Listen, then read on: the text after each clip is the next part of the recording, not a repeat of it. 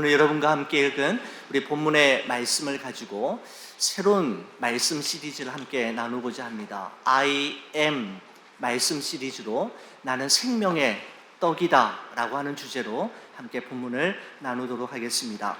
여러분, 이제 막 성경을 읽기 시작하는 분들에게 권해드리는 66권의 성경 중에서 한 권의 책이 있다면 바로 그것은 요한복음입니다. 여러분, 요한복음은 우리가 믿는 대상인 예수 그리스도가 누구이신지를 그 어느 책들보다도 가장 잘 설명하고 있고 가장 분명하게 우리에게 말해주고 있기 때문입니다.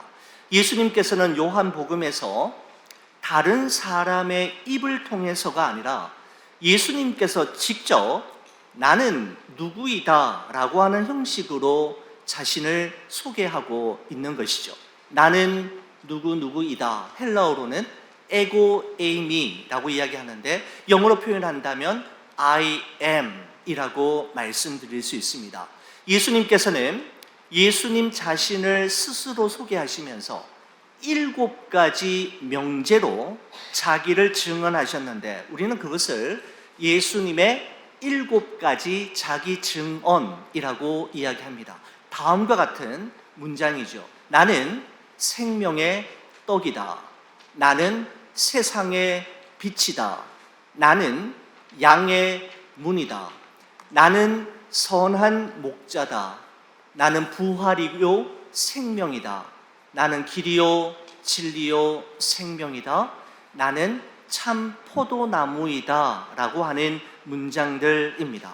저는 여러분과 함께 요한복음에 기록된 예수님의 7가지 자기 증언들을 7주간에 걸쳐서 우리 함께 살펴보면서 2000여 년 전 요한이 만난 그 예수 그리스도를 다시 한번 우리도 만나고 그 예수 그리스도를 더 깊이 알아가고 닮아가고 따라가는 제자의 길, 제자의 삶으로 헌신하는 시간이 되기를 간절히 바랍니다. 여러분, 오늘은 예수님께서 스스로 자신을 나는 생명의 떡이다 라고 말씀하셨는데 여러분, 이 말씀 속에 담겨져 있는 의미가 무엇인지를 여러분과 함께 살펴보고자 합니다. 여러분, 인류 역사가 시작된 이래로 인간은 전쟁이 없는 세상을 누려본 적이 거의 없습니다. 여러분, 그리고 이 모든 전쟁들은 결국 떡을 위한 전쟁이었습니다. 자신이 가진 떡만으로는 결단코 만족할 줄 모르는 우리 인간은 더 좋은 떡을 그리고 더 많이 모으기 위해 오늘도 사람을 죽이는 전쟁을 불사하고 있는 것이죠. 여러분, 창세기 3장에 나오는 인류 최초의 범죄 사건과 에덴 동산에서의 추방 사건은 결국은 선악을 알게 하는 나무의 실과를 먹음으로 시작이 되었지 않습니까? 여러분, 마태복음 4장에 기록된 예수님께서 공생의 사역을 시작하시기 전에 사탄 마귀에 의해서 시험을 받으셨을 때이었습니다. 그 첫 번째 시험이 무슨 시험이었습니까? 먹는 시험, 떡의 시험이었지 않습니까? 네가 만일 하나님의 아들이거든 명하여 이 돌들로 떡덩이가 되게 하라 라고 하는 바로 그것이었습니다. 이런 도스토예프스키의 불후의 명작 가운데 까라마조프가의 형제들이라고 하는 소설이 있습니다. 여러분, 이 소설에 보면 추기경인 대신문관이 감옥에 갇혀있는 예수님에게 다음과 같이 말하는 장면이 기록이 되어 있습니다. 제가 한번 읽어드리죠. 당신은 마귀가 유혹했을 때 왜 돌을 떡으로 만들지 않았나? 그때 떡을 만들어 줬으면 사람들이 이렇게까지 고통스러워하지는 않았을 것이다. 대중은 배부르고 등 따시면 그것으로 만족하는 법인데 왜 거기다 대고 하나님의 말씀을 따르라고 했는가? 이 불쌍한 사람들에게 빵을 주었더라면 혁명도 안 일어나고 도둑질도 없고 굶어 죽은 자식 앞에서 통곡하는 일도 없었을 것이다. 그때 마귀가 시키는 대로 했다면 기독교는 지금쯤 대단해졌을 것이다 라고 하는 문장이 까라마조프가의 형제들이라고 하는 소설의 한 대목에 자리 잡고 있습니다.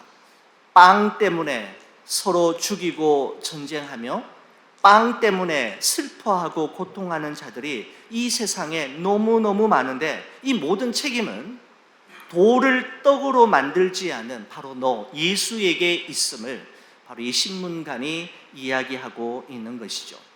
여러분, 그렇다면 말입니다. 과연 우리 인간은 떡의 문제만 해결되면 서로 사랑하고 용서하며 평화롭게 살아갈 수 있는 걸까요? 오늘 여러분과 함께 읽은 이 요한복음 6장의 말씀은 바로 이 질문에 대해서 우리에게 답을 주고 있다라고 생각이 됩니다. 예수님께서 나는 생명의 떡이라고 하셨는데, 바로 그렇게 말씀하신 배경이 되는 사건이 오늘 이 6장의 전반부에 기록이 되어 있습니다. 여러분과 제가 너무나도 잘 알고 있는 보리떡 5개와 물고기 2마리로 남자만 5,000명을 먹이시는 오병이어의 기적이지요. 여러분, 이 오병이어의 기적은 요한복음뿐만 아니라 마태복음, 마가복음, 누가복음, 그러니까 4복음서 모두가 다루고 있을 만큼 복음서의 아주 중요한 부분을 차지하고 있고, 복음서 기자들 또한 아주 의미 있게 다루고 있는 사건이었음에 분명합니다. 그 오병이어의 기적은 본문 1절과 4절까지의 말씀에서 다음과 같은 말씀으로 시작이 됩니다. 한번 보시겠습니까? 요한복음 6장 1절에서 4절입니다. 그 후에 예수께서 디베랴의 갈릴리 바다 건너편으로 가심에 큰 무리가 따르니 이는 병자들에게 행하시는 표적을 보았음이로라. 예수께서 산에 오르사 제자들과 함께 거기 앉으시니 마침 유대인의 명절인 유월절이 가까운지라 라고 말씀하고 있습니다. 유대인들의 최대 명절인 유월절이 다가오는 어느 날 예수님께서는 제자들과 함께 디베랴의 갈릴리 바다를 건너 한 산에 올라가시는 이야기로 오늘 이 이야기가 시작되는 것을 볼 수가 있습니다. 여러분, 동일한 사건을 기록하고 있는 마태복음과 마가복음의 도움을 빌리자면 날이 저물어가는 빈들이었다라고 증언하고 있습니다. 여러분, 그리고 누가복음에서는 이 장소를 보다 구체적으로 이야기하고 있는데 벳세다 빈들이라고 말씀하고 있습니다. 여러분, 그러니까 날이 저물어가는 벳세다 빈들이 바로 오늘 이 사건의 시간과 공간적 배경이라고 할 수가 있는 것이죠. 날이 저물어가는 벳세다 빈들에 이르렀을 때 예수님께서 병자들에게 행하시는 그 기적들을 보기 위해 많은 사람들이 예수님 주위에 모여들었노라고 말씀하고 있습니다. 많은 사람들을 보신 예수님께서는 제자 빌립에게 다음과 같이 말씀하셨습니다. 5절 말씀 한번 보시겠습니까? 5절입니다. 예수께서 눈을 들어 큰 무리가 자기에게로 오는 것을 보시고 빌립에게 이르되 우리가 어디서 떡을 사서 이 사람들을 먹이겠느냐 하시니 라는 말씀이 기록되어 있습니다. 큰 무리, 그리고 이 사람들이라고 할 때 여러분 어느 정도로 많이 모인 사람들을 이야기하는 걸까요? 여러분 10절 말씀 마지막 부분에 보시면 이렇게 기록되어 있죠. 수가 5,000명쯤 되더라 라고 기록하고 있습니다. 이날 이곳에 모인 사람의 수가 5,000명쯤 되었다라고 이야기하는데 마태복음 14장의 기록에 의하면 또한 이렇습니다.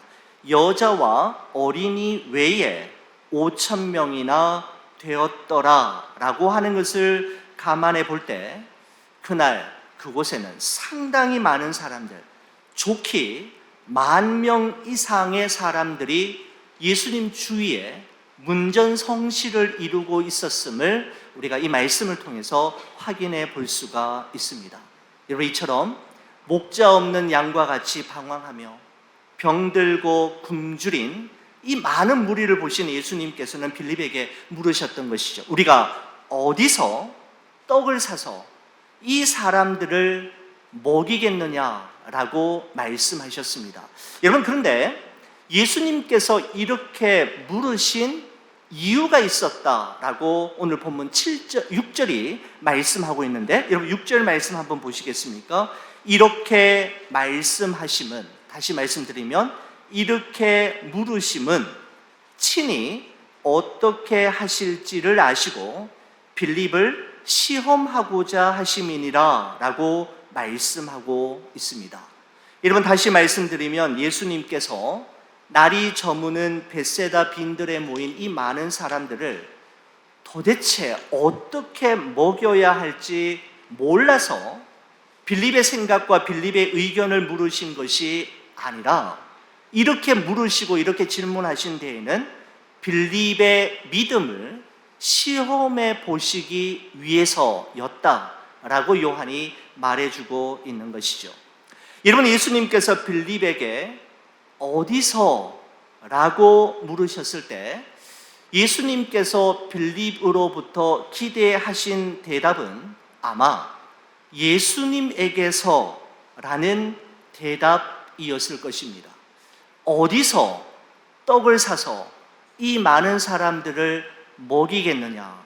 어디서? 라고 할 때 예수님은 예수님에게서 라는 답을 기다렸을 것 같아요. 여러분, 그런데 빌립은 어떻게 대답합니까? 7절 말씀입니다. 빌립이 대답하되 각 사람으로 조금씩 받게 할지라도 200데나리온의 떡이 부족하리이다 라고 이야기하고 있습니다. 예수님에게서 라고 대답했다면 간단했을 텐데 그는 그렇지 못했던 것이죠. 각 사람으로 조금씩 받게 할지라도 200데나리온의 떡이 부족하리이다. 믿음에 관한 문제를 빌립은 수학 문제로 이해하고 접근하고 있는 것을 볼 수가 있습니다. 예수님은 빌립에게 믿음이 있는지를 알아보시기 위해 질문하셨는데 빌립은 믿음의 문제가 아닌 수학 문제로 이 질문에 답하고 있는 것이죠. 여러분, 그렇습니다. 빌립은 계산을 아주 잘하는 사람이었습니다. 여러분, 계산을 잘하고 계산이 빨랐다라고 하는 것은 빌립이 현실을 정확하게 인식하고 매우 합리적이고 이성적인 사람이었음을 우리가 알 수 있게 되지만, 여러분, 빌립은 아주 중요한 사실 한 가지를 고려하지 않았습니다. 바로 그것은 예수님이었습니다.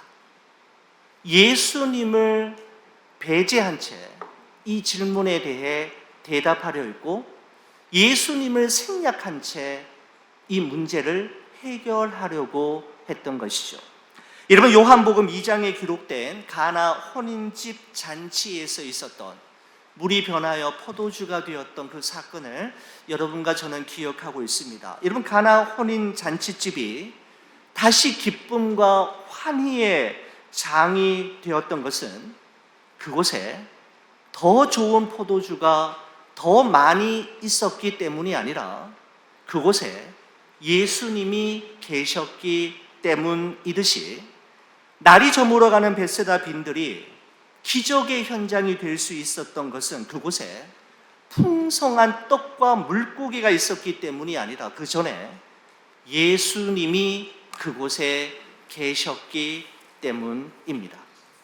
여러분, 그렇습니다. 우리 인생의 모든 문제와 질문의 대답은 예수 그리스도입니다. 사랑하는 우리 교회 여러분, 하나님께서 여러분과 저에게 우리의 지혜와 능력으로는, 그리고 우리가 가진 것으로는 도무지 해결할 수 없는 인생의 문제와 질문을 우리에게 허락하시고 던져주시는 것은 예수 그리스도만이 그 문제와 질문에 유일한 대답이요 해답이라는 사실을 우리로 하여금 깨닫게 하시고 또 발견할 수 있도록 도우시기 위함인 것입니다. 여러분, 한편 빌립의 대답이 마치자마자 그 옆에 있었던 베드로의 형제인 안드레가 8절과 9절에 다음과 같이 이야기합니다. 제자 중 하나 곧 시몬 베드로의 형제 안드레가 예수께 여짜오되 여기 한 아이가 있어 보리떡 5개와 물고기 2마리를 가지고 있나이다. 그러나 그것이 이 많은 사람에게 얼마나 되겠사옵나이까? 라고 말씀하고 있습니다. 안드레는 한 아이가 도시락으로 가지고 온 보리떡 5개와 물고기 2마리를 예수님 앞에 슬그머니 내놓으면서 말하기를, 예수님도 아시겠지만 이것으로는 이 많은 사람들을 먹일 수 없다라는 것 예수님도 잘 아시지 않습니까? 라고 말을 건넸다라는 것이죠. 여러분, 자 보십시오. 빌립은 필요한 떡의 양을 이야기했습니다. 200데나리온의 떡이 있어야 합니다. 빌립은 필요한 떡의 양을 이야기했고, 안드레는 지금 우리가 가지고 있는 떡의 양을 이야기했습니다.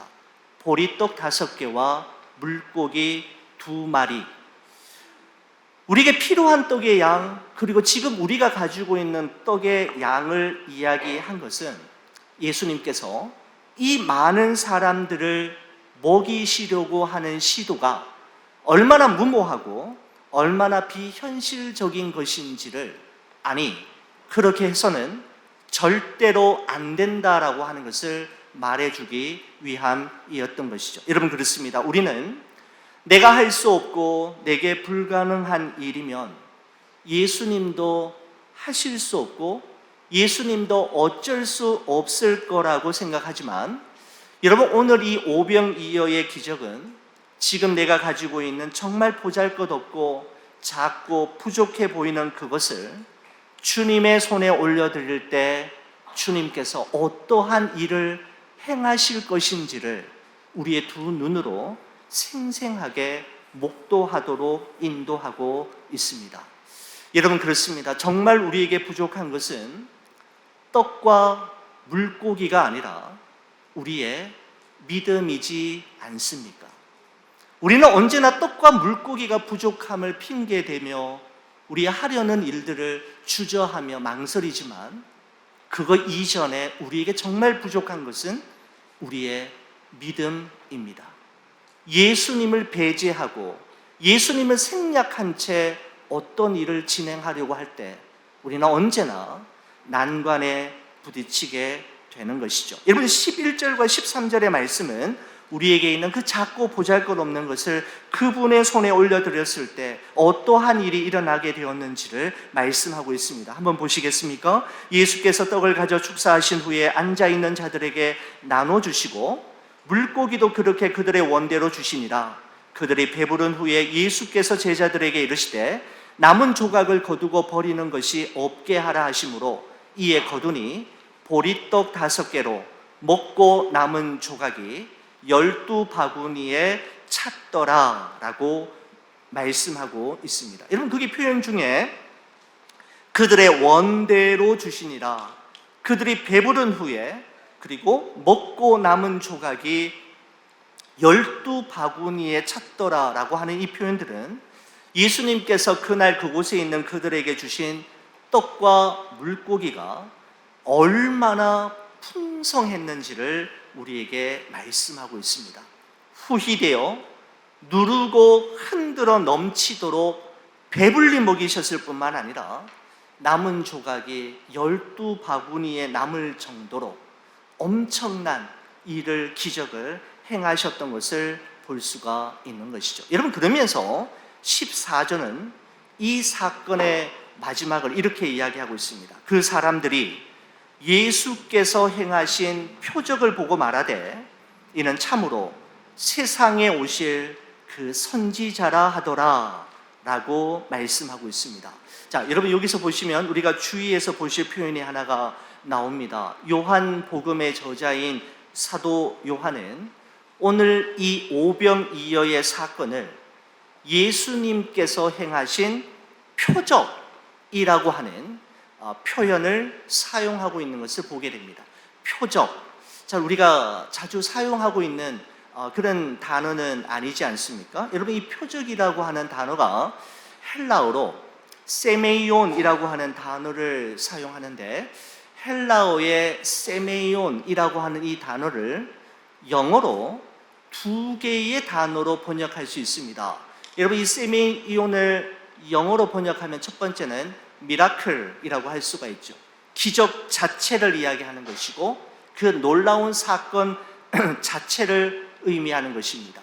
떡과 물고기가 생각지도 못하게 엄청나게 많아진 그 기적 자체, 오병이어로 남자만 5,000명을 먹이고도 12바구니가 남는 그 놀라운 이적 자체를 이야기할 때 미라클이라고 하는 표현을 사용합니다. 여러분, 그런데 이 세메이온이 영어로 번역이 될 때 이렇게도 번역이 되었습니다. 사인이라고 하는 단어로도 번역이 되어 있는데, 사인은 무엇인가 하면 분명한 메시지가 있는 미라클을 이야기할 때 그것은 사인이라고 이야기할 수가 있는 것이죠. 분명한 하나님의 계획과 분명한 하나님의 의도가 스며들어 있는 미라클을 이야기할 때는 사인이라는 단어로 번역이 되는 것을 볼 수가 있습니다. 여러분, 그렇다면 오늘 여러분과 함께 읽으셨던 그 14절에 기록된 표적은 영어 성경에 어떻게 표현하고 있을까요? 제가 NIV와 ESV 성경을 주로 보는데 미라클이라고 되어 있을까요? 사인이라고 되어 있을까요? 어떻게 생각하십니까? 네, 맞습니다. 여러분이 생각하신 대로 사인으로 되어 있습니다. 바로 하나님의 분명한 계획과 의도, 그리고 그 사건을 통해서 우리로 하여금 깨닫고 발견하고 이해하기를 원하시는 메시지가 담겨져 있는 기적이 바로 이 표적이라고 말씀하고 있는 것이죠. 여러분, 그렇다면 예수님께서 오늘 이 오병이어의 표적, 이 오병이어의 사인을 통해 우리에게 말씀하시고 깨닫게 하시는 바가 무엇일까요? 요한복음 6장 35절의 말씀인데요. 여러분, 이 말씀은 저와 함께 같이 한번 읽어주시겠습니까? 예수께서 이르시되 나는 생명의 떡이니 내게 오는 자는 결코 줄이지 아니할 것이요 나를 믿는 자는 목마르지 아니하리라. 아멘. 그렇습니다. 오병이어의 표적은 예수님이 생명의 떡이라는 사실을 보여주는 사인이었습니다. 여러분, 이 땅 위에서 끊임없이 벌어지고 있는 여러 가지 모양, 여러 가지 종류의 떡의 전쟁을 종식시킬 수 있는 길은 더 좋은 떡을 더 많이 가지면 되고 돌을 떡으로 바꾸는 비법을 발견하면 되는 것이 아니라 바로 생명의 떡이 되신 예수 그리스도가 있어야 함을 우리에게 말씀해 주고 있는 것입니다. 영원한 생명, 영원한 영적 배부름과 만족은 세상의 것을 더 많이 가짐으로, 세상의 것을 더 많이 누림으로 가능한 것이 아니라 생명의 떡이신 예수 그리스도를 믿고 그분께로 날마다 나아갈 때 가능함을 말씀하고 있는 것이죠.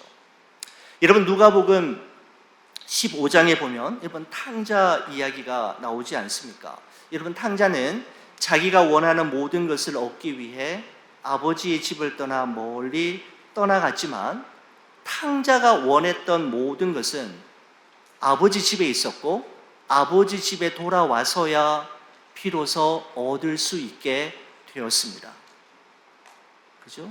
자기가 원하는 것을 찾아 멀리 떠났지만 자기가 진정 원했던 것은 아버지 집에 있었고 아버지 집에 돌아왔을 때 비로소 발견할 수 있었던 것이죠. 여러분, 탕자는 좋은 옷을 찾아 아버지를 떠났지만 오히려 그 좋은 옷을 잃어버리게 되었고 아버지 집에 와서야 비로소 좋은 옷을 다시 입을 수 있게 되었습니다.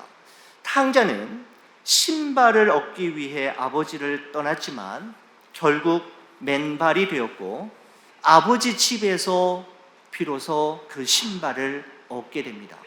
탕자는 금은 보석을 얻기 위해 아버지를 떠났지만 오히려 빈털터리가 되었고 아버지 집에 와서야 그의 손에 가락지 반지가 끼워지게 되죠.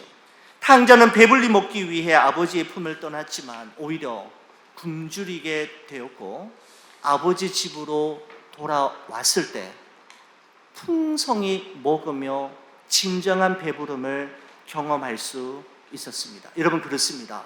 사람들이 얻기 원하는 것, 우리 사람들에게 꼭 필요한 것들은 사실 예수님에게 있고 예수님으로부터 주어지게 되는 것이죠.